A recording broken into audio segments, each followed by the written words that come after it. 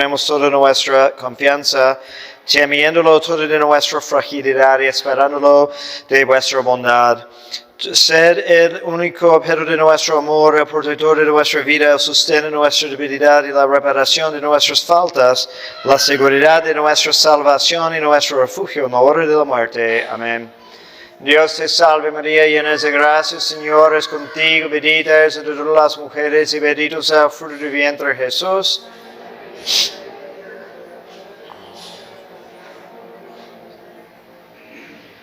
En el nombre del Padre, del Hijo y del Espíritu Santo. Amén.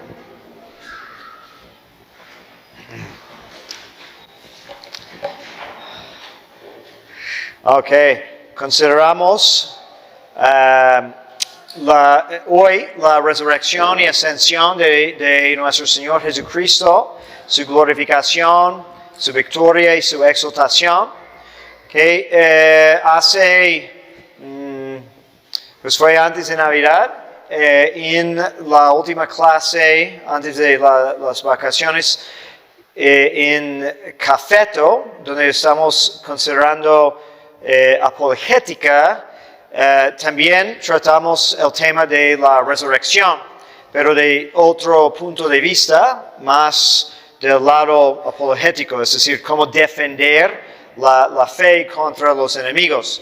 Y aunque aquí también tengo algunos puntos apologéticos, vamos a profundizar un poco más en cuanto a la doctrina, especialmente de Santo Tomás de Aquino.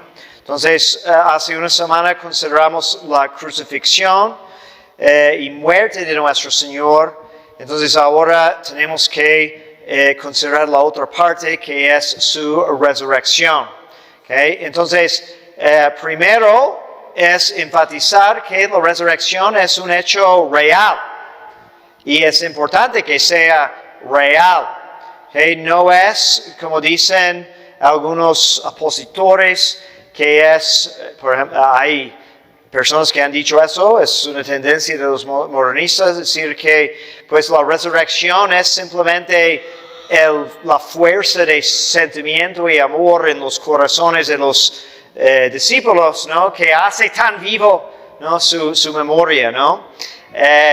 Pero no estamos hablando de eso porque eso no nos ayuda en cuanto a nuestra justificación. ¿Okay? Y es un hecho real, corporal e histórico. ¿Okay? Vamos a considerar esos puntos. ¿Okay? También la resurrección es causa de nuestra justificación, fe y esperanza. ¿Okay? Entonces, causa no es simplemente algo que enseña sobre nuestra justificación, sino causa nuestra justificación. ¿Cómo es eso? ¿Okay? También la ascensión, que es un misterio más olvidado, especialmente en tiempos más recientes, porque ya ha dejado de ser, por ejemplo, un día de precepto en casi todo el mundo, y lo que pasa es cuando no tenemos que celebrar, cuando no estamos obligados a ir a misa para celebrar un misterio, entonces se disminuye en importancia. ¿Okay? Pero la ascensión también es parte de. ¿Okay? Entonces hay unidad entre la pasión, la resurrección y la ascensión, que es un solo misterio pascual y realmente no podemos separar uno del otro. ¿Okay? Entonces, bueno, hay varios errores. Ya mencioné uno, que es Jesús se resucitó en nuestros corazones, ¿no? Qué bonito. ¿Okay? Pero eso no es. O de hablar de una resurrección simbólica, ¿okay?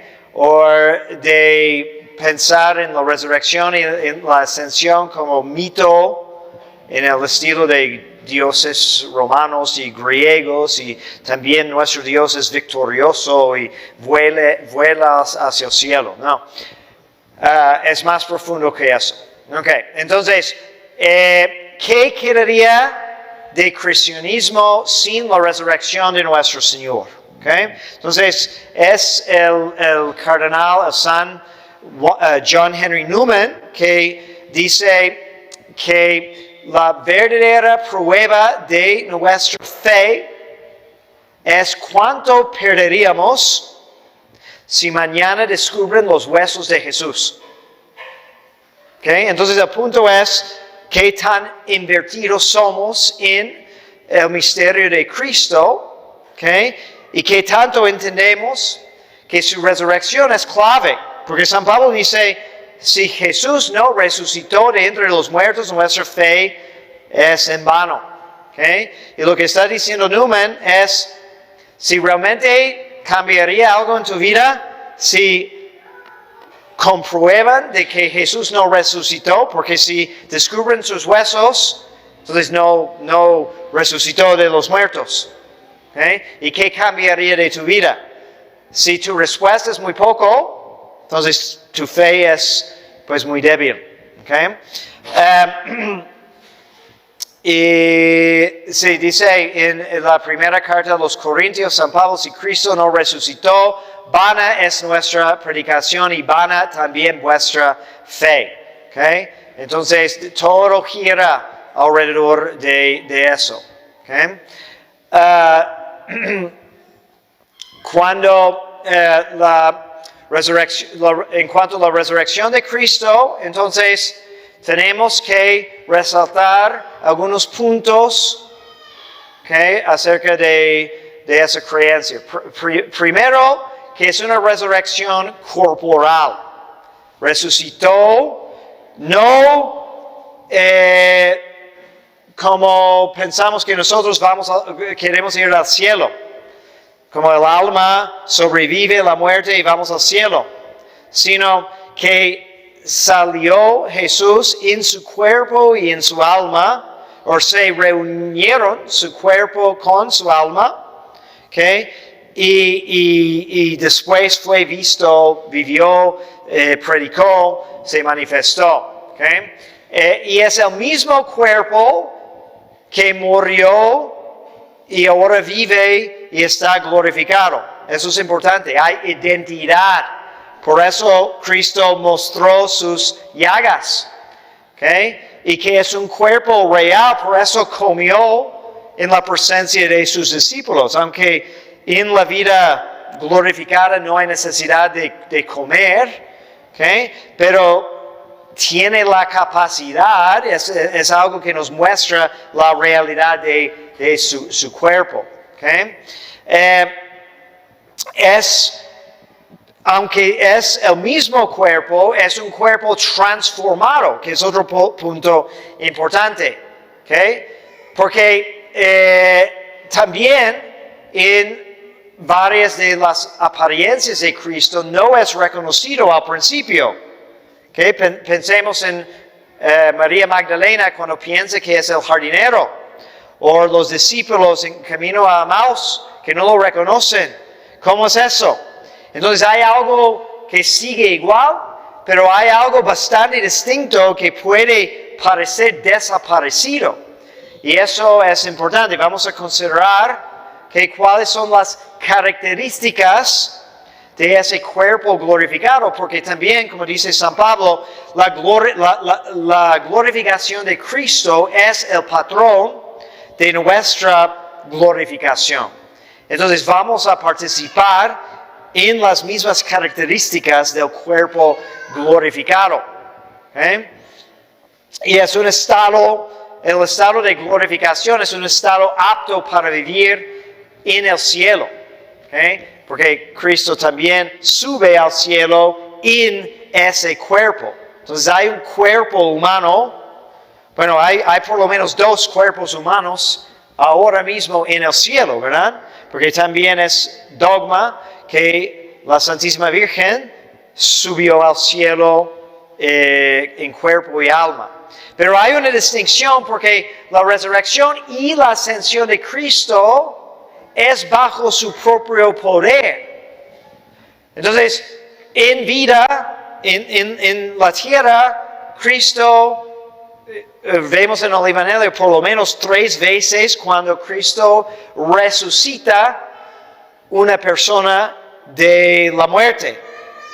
Pero hay una grande distinción entre, por ejemplo, la resucitación de Lázaro, y usamos esa palabra resucitación más que resurrección, porque la distinción es de dónde viene el ímpetu o el poder.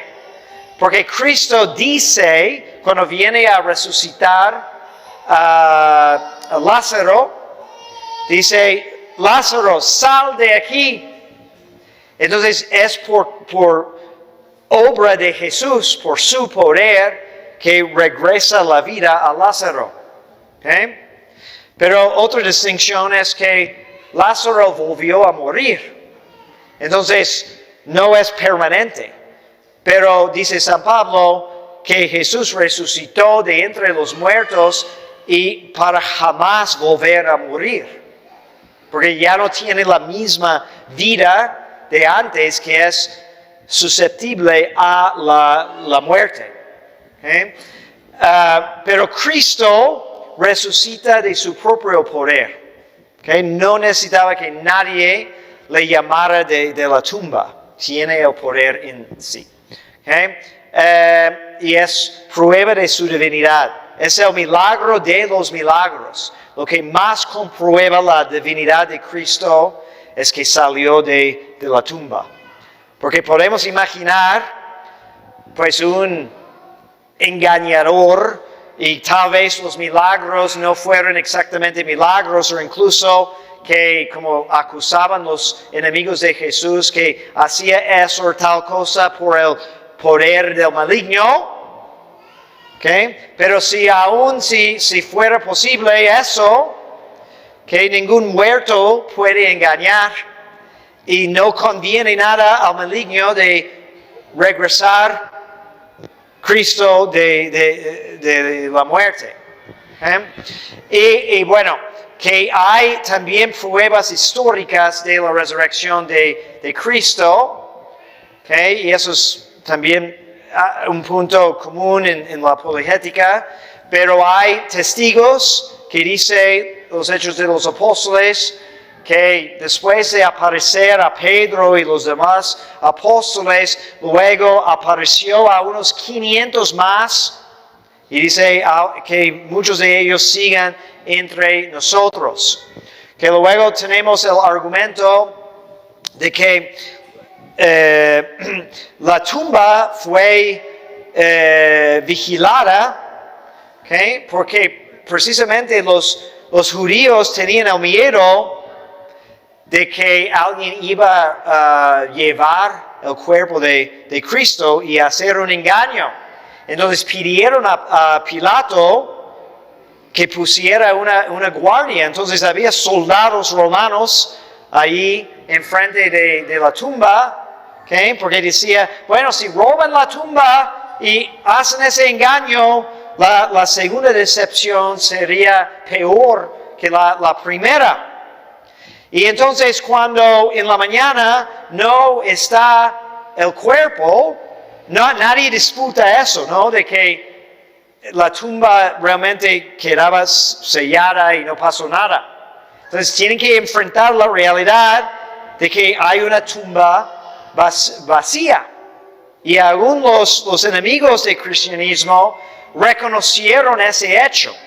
Y según yo, no hay nadie que ha intentado argumentar de que no, la tumba quedó igual, todavía la puedes encontrar. Entonces, lo que dicen es que los cristianos, los discípulos de Cristo, vinieron a robar el cuerpo para inventar esa historia. Y luego el jefe de los soldados les da dinero, ¿verdad? Para que dijeran que vinieron para robar el cuerpo. Pero ¿por qué tiene que darles dinero para que dijeran eso? Si eso fue exactamente lo que pasó. Porque no les conviene decir otra cosa, especialmente si es invención. Pero luego, como dice San Agustín en algo que leemos siempre en Semana Santa, ¿no? Qué absurdo de contratar testigos dormidos para decir que cuando estábamos dormidos, vinieron a robar la tumba. Pues si estabas dormido, ¿cómo sabes que eso es lo que pasó? Entonces, toda su historia no tiene sentido. ¿Okay? Pero dice de que, de todos modos, entre los judíos, desde entonces, corrió la historia, el rumor, de que eso es exactamente lo que había pasado, ¿no? Que fue todo un engaño. Pero la historia, pues, dice otra cosa. Y que la historia o la noticia de su resurrección empezó a correr inmediatamente. También, ¿no? Otros quieren decir que no, fue un invento años, generaciones después. Pero parece que lo que vemos en los Hechos de los Apóstoles, otros documentos muy tempranos dentro y fuera de la Biblia, es que desde el primer momento, el núcleo de la predicación cristiana fue eso. Cristo resucitó de entre los muertos. Todo depende de eso. ¿Okay? Bueno, vamos a... Ok, entonces vamos a considerar más a detalle lo que dice Santo Tomás y unos otros autores sobre la resurrección. Okay? Recuerden que habíamos preguntado en la otra clase si fue necesaria la crucifixión. También Santo Tomás pregunta si fue necesaria la resurrección y tiene una respuesta muy similar, de que otra vez, que nada es absolutamente necesario para Dios en cuanto a límites, ¿no? Puede hacerlo en la manera que quiera, pero es sumamente conveniente. Entonces es una necesidad moral y salvífica, porque podemos distinguir dos momentos. La pasión destruye el pecado, pero la historia no termina ahí. La resurrección manifiesta la victoria y comunica la vida. Entonces no basta, y muchos cristianos se aturren en ese punto, ¿no? Que solo vemos como el lado, digamos, más negativo, ¿no? Tengo que limpiarme de mis pecados, sí, pero ¿qué sigue? ¿Okay? No está terminado el asunto con solamente quitar los pecados. Tenemos que volver a vivir en una nueva manera. Entonces tenemos que participar en su victoria y vivir su vida. Eso es todo el mensaje de la liturgia en el tiempo de Pascua, ¿no? De que si has muerto con Cristo, también has resucitado y tienes que vivir una nueva vida resucitada junto con Cristo. ¿Okay? Entonces, sin la resurrección, parece que la muerte tiene la última palabra. De hecho, ¿qué dice? ¿Qué sería nuestra fe si no supiéramos de la resurrección, si no hubiera sucedido la resurrección? Bueno, hay figuras en la historia que honramos porque mueren en una manera muy noble. Y tal vez en cierto sentido podemos venerar a Cristo porque pues se sometió a la muerte, que no renegó, etc. Pero realmente su muerte en la cruz es vergonzosa y penosa. ¿Okay? Parece ser el fracaso de su mensaje, si lograron acabar con él. ¿Okay? Aún si somos modernistas y decimos, no, pero vive su mensaje y su memoria en el corazón. ¿Okay? Pero es de poca fuerza si Cristo se quedó muerto. ¿Okay?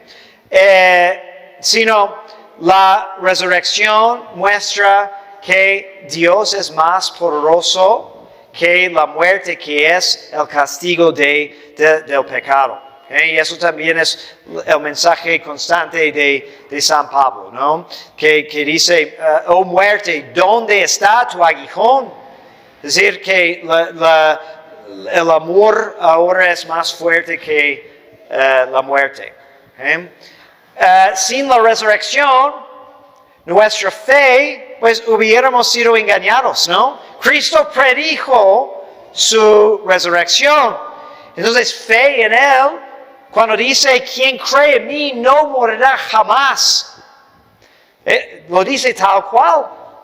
Cuando está hablando sobre la Eucaristía, en el discurso sobre el pan de vida, quien me come no morirá jamás. Entonces, si Él se quedó en la tumba, entonces, ¿qué esperanza tenemos nosotros?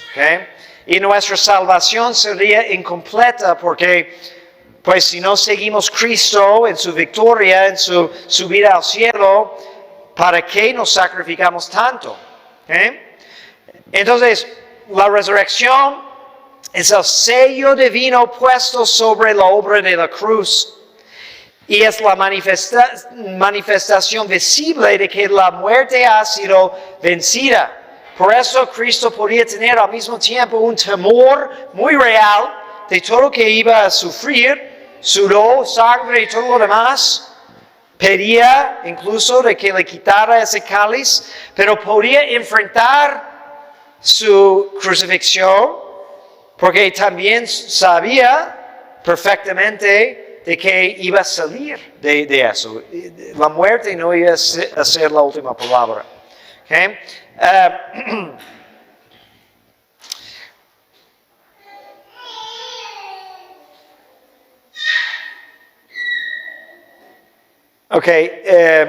La resurrección es entonces necesaria para la economía de la salvación, no por impotencia de Dios otra vez, sino para que la redención quede consumada y manifiesta. También la ascensión es parte de eso. Es conveniencia moral. La cruz quita la muerte, pero la resurrección restaura la vida. Y vemos eso también en el simbolismo del bautismo, que morimos al pecado, salimos de la pila ya con una nueva vida de hijos de Dios. Luego, Santo Tomás lo divide más. ¿Qué es? ¿Por qué conviene la resurrección de Cristo? ¿Qué aporta? Y nos da 4 razones principales, ¿no?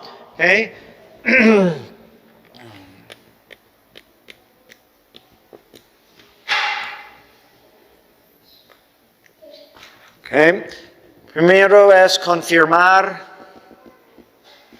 fe.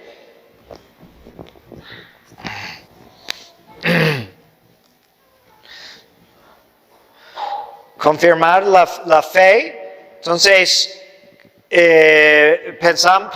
nos ponemos en el lugar de los discípulos, que habían dejado todo para seguir a Cristo,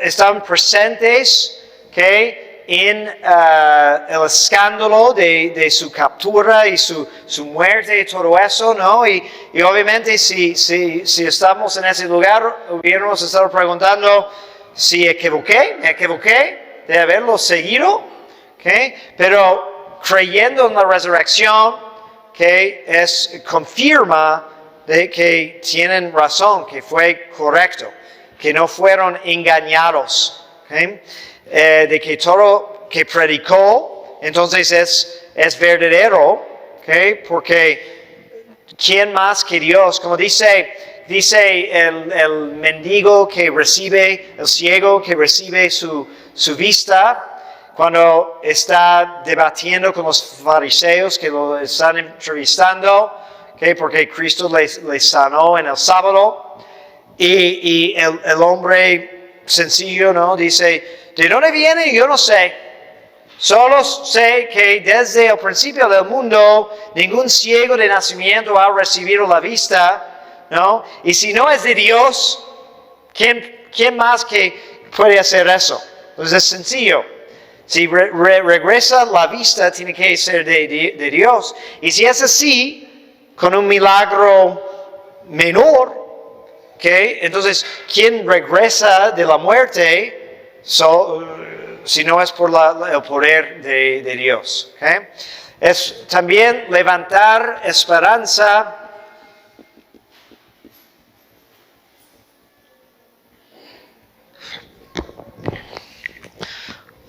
Si Cristo vive, también nosotros viviremos. No hay nadie que no tiene nada de temor de la muerte. ¿Okay? Es un instinto que huimos de la muerte. Nuestra fe nos puede fortalecer. ¿Okay? O también a una parte de la fe vemos algunos ejemplos de personas pues fuertes y que cuando es inevitable la muerte, como Sócrates, por ejemplo, que acepta con resignación. Pero en el interior no es imposible que no haya cierto rechazo o miedo de la muerte. Pero la resurrección de Cristo supera eso, dándonos una esperanza porque podemos sobrevivir la muerte. ¿Okay?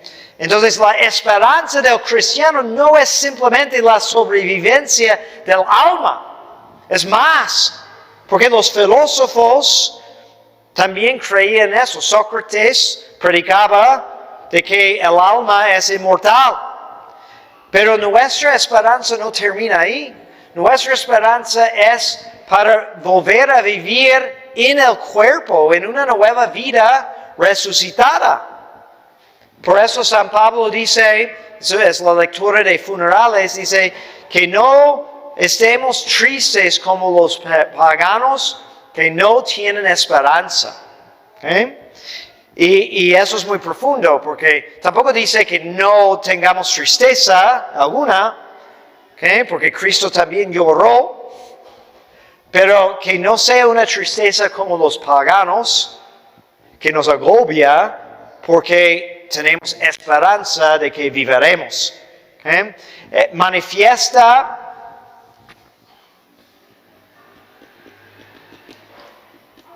su divinidad. Eso ya comentamos. ¿Quién más que Dios puede resucitar de la muerte? ¿Okay? Que Cristo es aún Señor de la vida. ¿Okay? La muerte no tiene poder sobre él. ¿Okay? Y es mostrar la justicia de Dios. Que es un gran consuelo también, porque a veces es difícil en nuestra experiencia superar las injusticias que nos rodean. ¿Okay? Pero nuestra fe debe de hacernos ver más allá con la confianza de que todo va a tener su recompensa. Entonces, hay una escena en la película La Pasión de Cristo, al final, cuando muere Jesús en la cruz y luego muestra el diablo gritando en su derrota, ¿no? Entonces, no puedo contar. Es para confirmar de que Dios tiene la última palabra. Y si la muerte de Cristo es la injusticia más grande, que matan a Dios, que las criaturas matan a Dios, que es más injusto que eso. No hay otra tragedia peor. Entonces necesita una recompensa, una reparación igual de increíble. Y eso es la resurrección y glorificación de nuestro Señor. El justo no puede quedar abandonado para siempre a la corrupción. Eso es, de hecho, el salmo que Cristo grita cuando está en la cruz. Dios mío, ¿por qué me has desamparado? Y por un lado suena de que ya es desesperado, que perdió la confianza. Pero normalmente cuando leemos la primera línea de un salmo en la Biblia, quiere el autor que recordemos, porque sabemos de memoria los salmos y todo eso, ¿verdad? Pero eso es para los judíos de ese tiempo, tenían todo eso muy presente, ¿no? Y ese salmo termina con el justo regresando a la confianza de que Dios va a bendicar el justo que confía en Él. ¿Okay? Aunque todo parece imposible. ¿Okay? Y luego pregunta Santo Tomás si Cristo resucitó por su propio poder. ¿Okay? Haciendo esa distinción entre la resucitación de Lázaro o de el hijo de la viuda de Naim, etc. ¿Okay? Y dice, sí, fue por su propio poder. ¿Okay? De hecho, en algunos lugares en la Escritura dice que fue el Padre que resucitó a Cristo. ¿Okay? Y en otro lugar dice es que Cristo resucitó por su propio poder. ¿Okay? Pero podemos entenderlo como una sola cosa, porque como Dios, Cristo resucita por su propio poder, en su naturaleza divina. Pero como hombre fue el poder de la divinidad en Él que resucitó también su naturaleza humana. No hay contradicción, porque la resurrección es una obra de toda la Trinidad. Pero la persona del Hijo posee el poder divino. Y fue el mismo cuerpo que resucitó. Tiene identidad numérica del cuerpo. Dice, parte de la profecía es que Dios no abandonará a su justo a la corrupción. Entonces, su cuerpo no empezó a pudrir, se quedó intacto y restaurado y glorificado, excepto lo que Él mismo quiso dejar. Entonces, entendemos que tenía, porque nos dice claramente la Escritura, que tenía las marcas de las llagas, que fue la manera en que, por ejemplo, Santo Tomás lo reconoció. Pero también nos da a entender que no quedó con todas las marcas de su pasión. Recuerden de que fue azotado horriblemente, que cayó varias veces, etc. Entonces todo eso fue restaurado, pero como trofeos de victoria, quiso quedarse con las llagas de los clavos de la crucifixión. Bueno, dice San Tomás, si fuera otro cuerpo, si Dios decidió darle otro cuerpo cuando resucitó, entonces no sería exactamente pues la misma persona, sino sería como un reemplazo. Y bueno, es interesante el reconocimiento progresivo de los discípulos.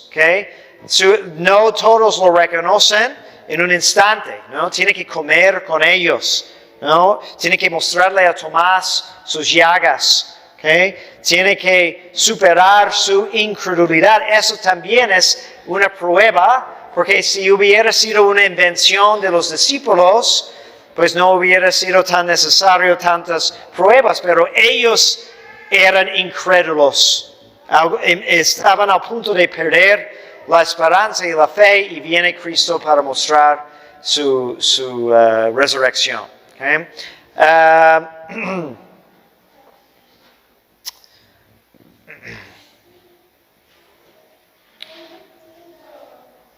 ¿Qué preguntas hasta aquí? Vamos a considerar después las cualidades del cuerpo resucitado. ¿Preguntas hasta aquí? ¿Todo bien? Okay.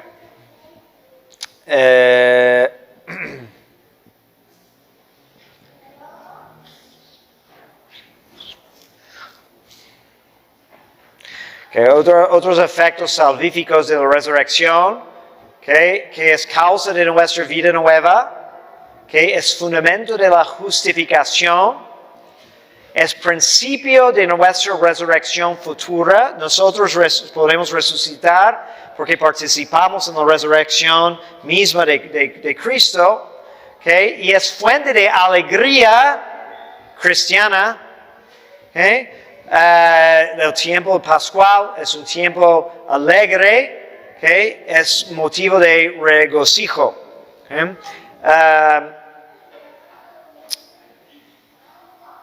Entonces, la resurrección actúa en nosotros cuando estamos incorporados en Cristo a través del bautismo. Bueno, ¿cuáles son las cualidades del cuerpo glorificado?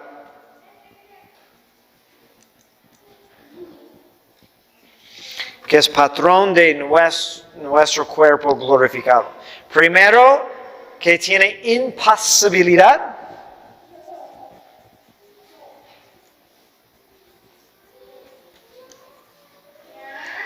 No es una imposibilidad, sino impasibilidad.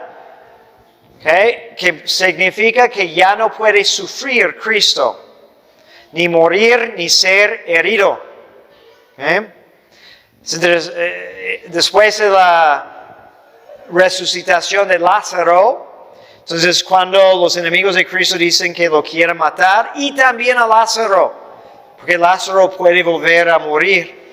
Pero nadie puede volver a matar a Cristo porque el tipo de vida que tiene es distinto. Tiene un cuerpo, pero un cuerpo que no puede ser lastimado, herido, no puede sufrir.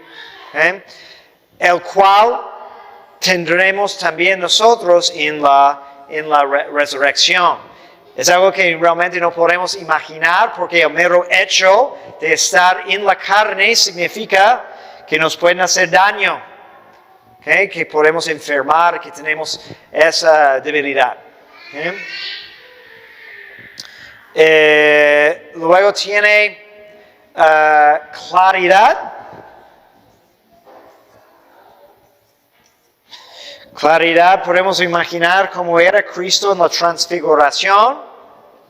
Pero la transfiguración fue como una manifestación corporal de una realidad espiritual. Entonces,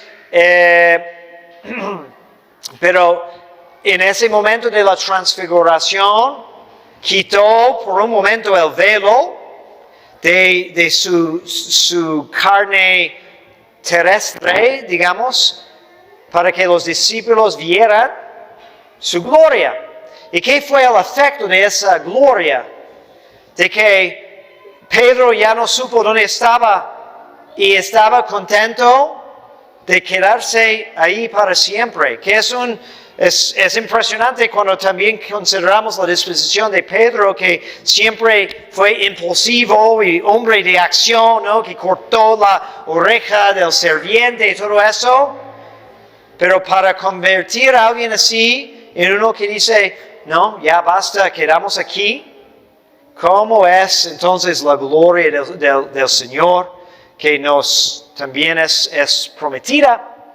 Entonces no es simplemente un brillo físico vulgar, más bien debemos de pensar en esa cualidad como una hermosura que nos captiva Y también entre las características de belleza, cuando la consideramos filosóficamente, es brillo, es claridad. Entonces, la belleza no debe ser algo que unos cuantos solamente pueden reconocer, sino obvio y manifiesto a todos. ¿Okay? Entonces, eso es pleno en la hermosura clara de Cristo en su cuerpo resucitado. También nosotros vamos a participar en eso. Solo que también dicen los teólogos de que la claridad que tendremos nosotros en la resurrección va a ser una consecuencia directa de la caridad del alma. Es decir, entre más santo es el alma, más hermoso será el cuerpo glorificado. Entonces no es simplemente una característica física como en esta vida, ¿okay? Sino porque también conocemos personas que a lo mejor son muy hermosas espiritualmente, pero tal vez no tanto físicamente. Y sí insistimos que más importa la belleza interior, pero no es siempre tan fácil reconocer o ignorar la apariencia física, pero no habría ese contraste en la resurrección, porque lo que causa la belleza del cuerpo es precisamente la santidad del alma. ¿Okay? Luego, tiene agilidad.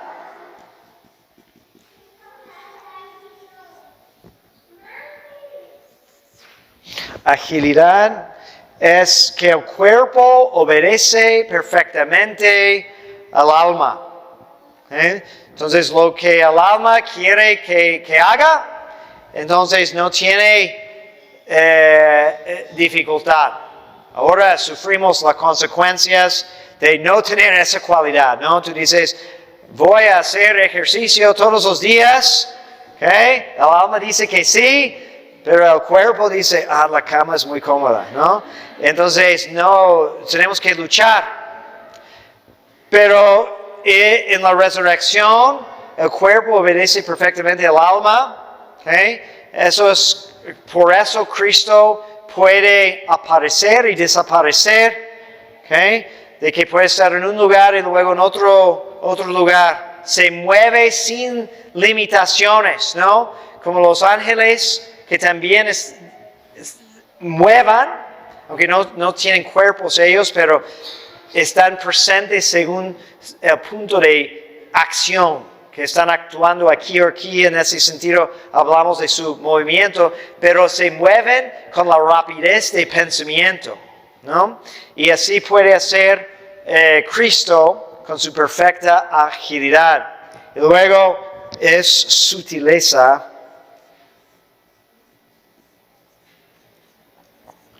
Que el cuerpo no es limitado por leyes físicas actuales. Entonces, dice el Evangelio que apareció en medio de los discípulos, las puertas estando cerradas.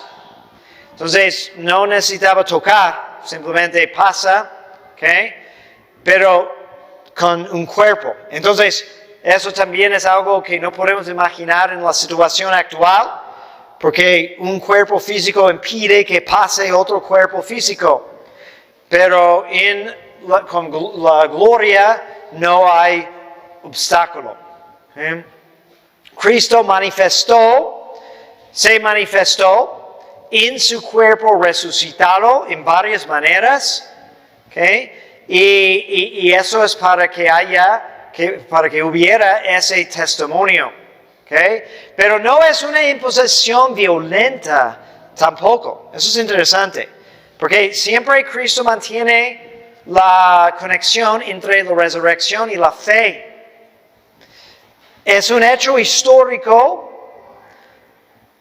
pero que tienes que aceptar con cierta fe también, porque fe es saber a través de la ciencia del otro, de Dios. Y sin la humildad que requiere la fe, entonces los demás efectos de su resurrección no pueden arraigarse en nosotros. Entonces, nunca vemos que Cristo impone, sino invita, y eso es importante.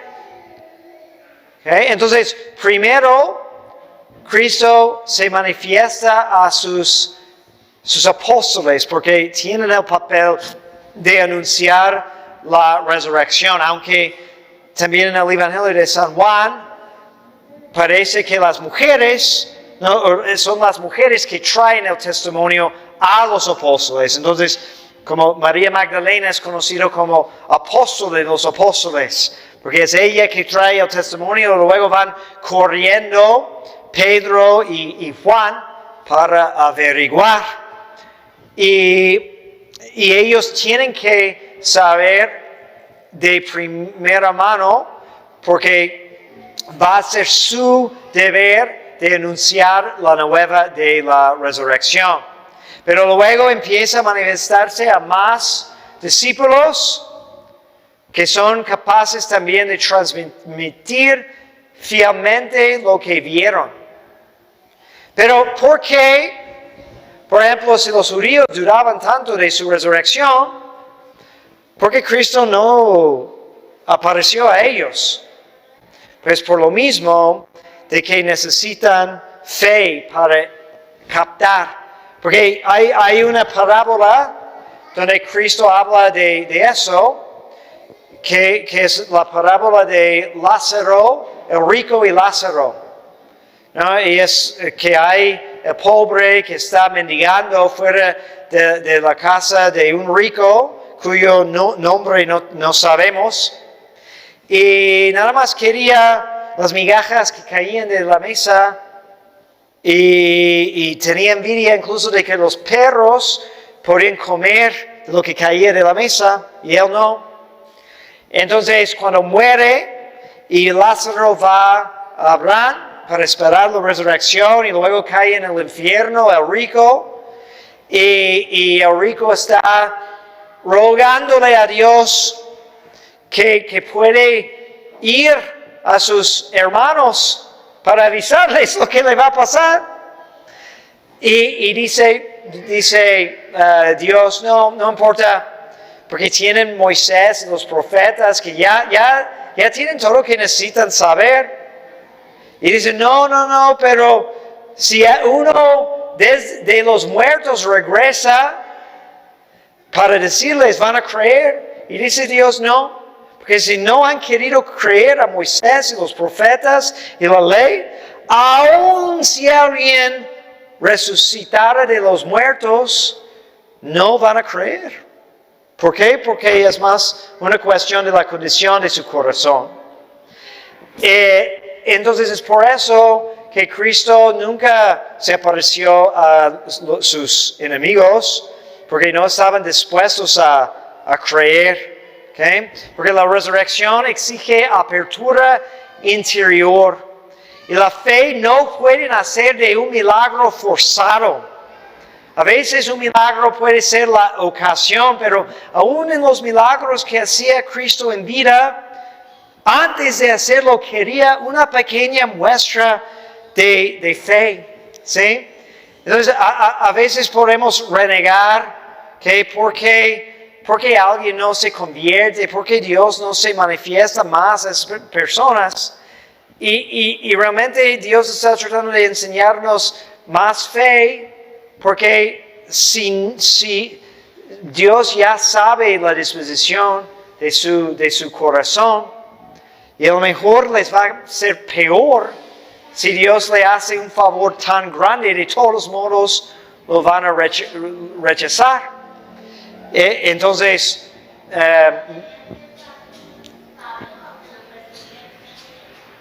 Pablo, pues en el caso, si hay casos de conversión, ¿no? Pero ¿qué virtud tenía Pablo aún antes de su conversión? Fue celoso por la ley de Dios.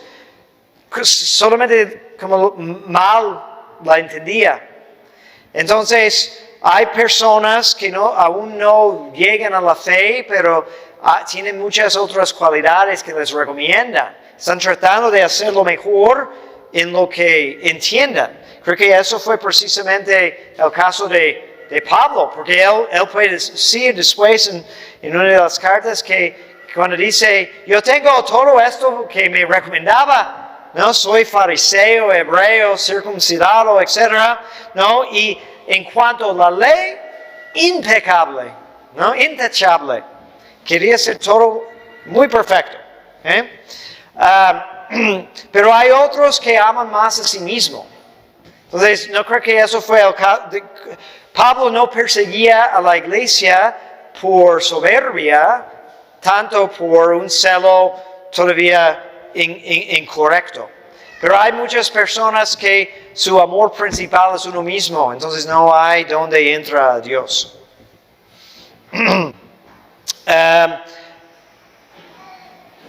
Cristo en su cuerpo resucitado, en sus manifestaciones, también hizo signos, milagros, mostrando sus llagas, pero pasando por las puertas, pero también, por ejemplo, cuando, hay el encuentro en el lago, cuando hace una pesca milagrosa otra vez, y luego empiezan a creer.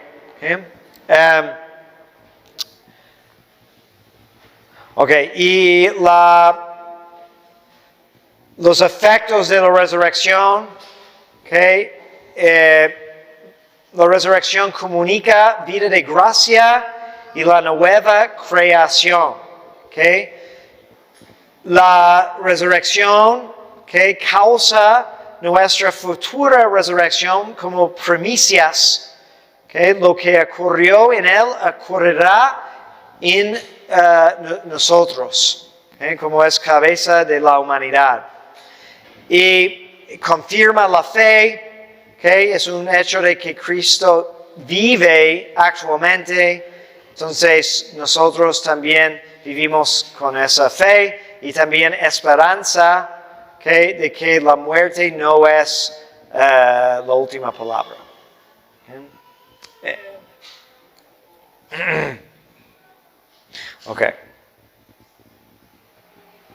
Luego pasamos a considerar la ascensión. La ascensión, después de 40 días, entra Cristo en la gloria, se va, quita su presencia corporal de la tierra, y entra en su gloria. Y eso también es un hecho real. Realmente subió a los cielos y recibió una glorificación más excelsa porque está reinando a la diestra de Dios Padre. Entonces, ¿cómo entendemos este misterio? Fíjense que en la misa, después de la consagración, hacemos 3 señales de la cruz sobre la ofrenda, sobre el sacramento, recordando su pasión, su resurrección y su gloriosa ascensión a los cielos, como 3 partes de una sola cosa. Entonces, si no fuera tan importante, no tendría ese lugar en un momento tan importante de la liturgia. La ascensión no es irse lejos, no es abandonarnos, precisamente dice al contrario, que no los dejo huérfanos, pero que nos conviene que se había ido. ¿Por qué? Porque entrando en la gloria, entra también la gloria la humanidad. La cabeza está donde quiere llegar todos los miembros. Entonces, la humanidad de Cristo existe en un estado de exaltación y glorificación por encima de toda criatura. Y donde está Cristo nuestra cabeza es para prepararnos a nosotros un lugar. ¿Okay? Dice San Pablo en la carta de los Hebreos, Cristo entró en el mismo cielo para presentarse ahora ante Dios en favor nuestro. ¿Okay? Y hay también como una meditación sobre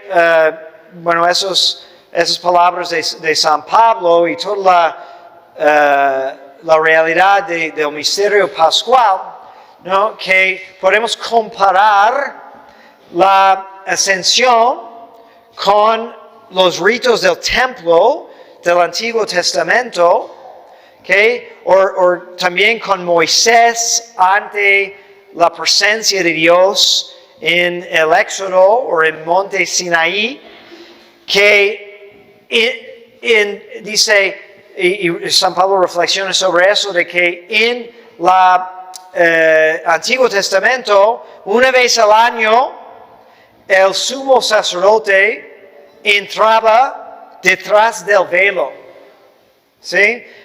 Después de una larga preparación y purificación por todos sus pecados. Y dice, ahora Cristo, nuestro sumo sacerdote, entra una vez para siempre en el Santo Santorum. ¿Y qué hacía Moisés cuando entró en la presencia de Dios en Monte Sinaí, cuando recibió el patrón para el templo, que es una imagen del Nuevo Jerusalén? Dice que se sentaron y comieron en la presencia de Dios. Es el banquete nupcial. Entonces, la ascensión es esa entrada definitiva de Cristo. Por eso, cuando murió Cristo, se rasgó el velo del templo, preparando esa entrada. Entonces, está ahí nuestro sumo sacerdote haciendo continua intercesión para nosotros en la presencia de Dios. En el Antiguo Testamento entendían de que iban a mandar todos sus pecados y plegarias ese día especial con el sumo sacerdote junto con el incienso, ¿no? Fue el encuentro más íntimo con Dios para presentar sus necesidades. Pero ahora no es tan indirecto, que nuestra cabeza y sacerdote Cristo está continuamente haciendo eso. Entonces nosotros tenemos acceso a la gloria de Dios.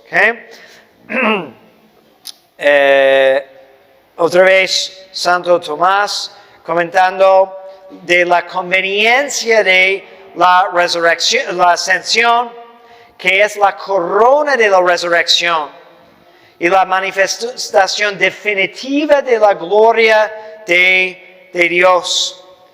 Cristo no vuelve a una vida terrestre, sino entra en su gloria plena. Y eso es apropiado porque se humilló como ningún otro pudo humillarse. Siendo Dios tan excelso, sufrió tanto, entonces su humillación es incomparable. Entonces merece un nombre más grande. Y así también comenta San Pablo, ¿no? Como se humilló, luego fue exaltado y tiene ahora un nombre sobre todo nombre. Y al nombre de Cristo toda rodilla se dobla en la tierra, en el cielo y bajo la tierra. Ascendió también por su propio poder, como siendo Dios. Dios no tuvo que levantarlo, y eso es una distinción importante. Decimos que hablamos de la asunción de la Virgen, porque Dios la elevó, la trajo, pero hablamos de la ascensión de Cristo porque subió por su propio poder, siendo Dios. Ascendió en su cuerpo. Su cuerpo ya no vuelve a separarse de su alma y su divinidad. Entonces ahora hay humanidad en el cielo. Y ascendió sobre todos los cielos. Es la expresión de los credo y de Santo Tomás. ¿Okay? Pero no debemos de pensar en un lugar físico. Ahora tenemos otro concepto de los cielos, ¿no? Entonces, pero refiere a una exaltación sobre toda criatura, señorío universal, no es geográfico, sino jerarquía ontológica. Todo está sujeto a Cristo Rey. ¿Okay? Por eso quiere decir, se subió encima de todo. ¿Okay? Aún para los que no creen en Él, no lo reconocen, lo siento, es tu Rey, porque es Rey de todo. ¿Okay? Y los efectos de la ascensión, que Cristo entra como cabeza. ¿Okay? Entonces la ascensión tiene que tener parte importante en nuestra vida espiritual, porque hay una parte de nosotros que ya está en el cielo. ¿Okay? Vivimos la vida de Cristo. Y la vida de Cristo es en el cielo. Recibimos el cuerpo y la sangre de Cristo en la Santa Comunión, pero no un cadáver, sino el cuerpo glorificado de Cristo que está actualmente en la presencia de Dios. ¿Okay? Y Cristo también dice que nos está preparando un lugar. Si hubiera quedado, parte de cómo entendemos la conveniencia de su partida, es de que si hubiera quedado en la tierra, todavía hubiéramos tenido una expectativa demasiado terrestre, ¿no? Entonces, como los musulmanes que creen en un cielo muy material, ¿okay? O incluso si nuestro concepto, si tuviéramos Cristo en el Vaticano, ¿no? Que se hubiera quedado en la tierra, puedes ir a visitarlo, saludarlo, ¿no? ¿Okay? Entonces, no tendríamos la misma motivación para ya desprendernos de esta vida y buscar la vida mejor, eterna. ¿Okay? También, estando en el cielo, es nuestro sacerdote, sumo sacerdote, que intercede por nosotros constantemente. Está presentando nuestras necesidades, ¿okay? Mostrando sus llagas. ¿Okay? Y también su partida, su ascensión, permite el envío del Espíritu Santo. Entonces, otra conveniencia es que su presencia no es limitada a un lugar o un momento, sino a través del Espíritu Santo puede estar en cada alma al mismo tiempo sin límite. Entonces ahora está presente en el mundo en su cuerpo místico. La misión de Cristo continúa en su iglesia, de la cual todos somos miembros. Y la extensión de la vida de Cristo depende de nosotros vivir esa vida de Cristo actualmente. Entonces realmente es una presencia mayor, más poderosa.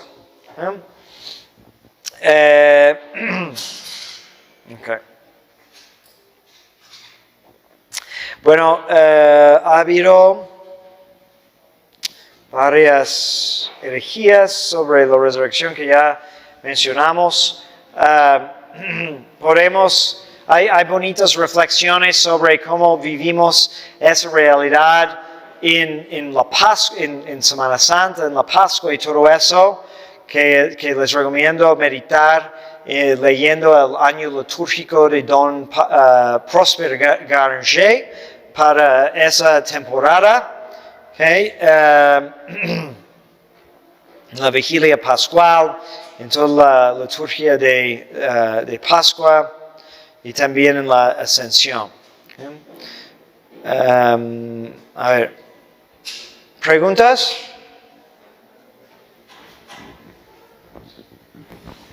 Unos minutos. Padre, yo no entendí cómo es que vivimos la vida de Cristo. Porque en el bautismo morimos a la vida de pecado. Es como Adán fue cabeza de la primera humanidad, ¿okay? Que ya es condenada a la corrupción por el pecado, con sus tendencias, sus debilidades, sus castigos. Por elegir a Cristo y ser bautizados, entonces estamos incorporados en una nueva vida, ¿okay? Y decidimos de pertenecernos al nuevo era que es Cristo. Entonces, toda la vida de Cristo es también parte de nuestra vida porque somos miembros de Cristo a través del bautismo. Todavía en esta vida estamos sujetos a las leyes de la tierra porque pues estamos viviendo esa prueba y peregrinación, pero lo que debe de prevalecer y predominar es el instinto o el movimiento hacia la vida celestial. Esa es la suprema lección de la resurrección y la ascensión, de que ya no debemos de ser motivados por los instintos de la carne, las cosas de este mundo, porque todo va a desaparecer, todo va para destruirse, mientras nuestra vida es escondida, dice San Pablo muy hermosamente, ¿no? Porque tu vida está escondida en Cristo, nuestro Señor.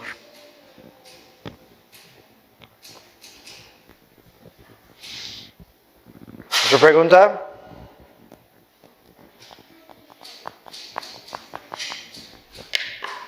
No tengo miedo.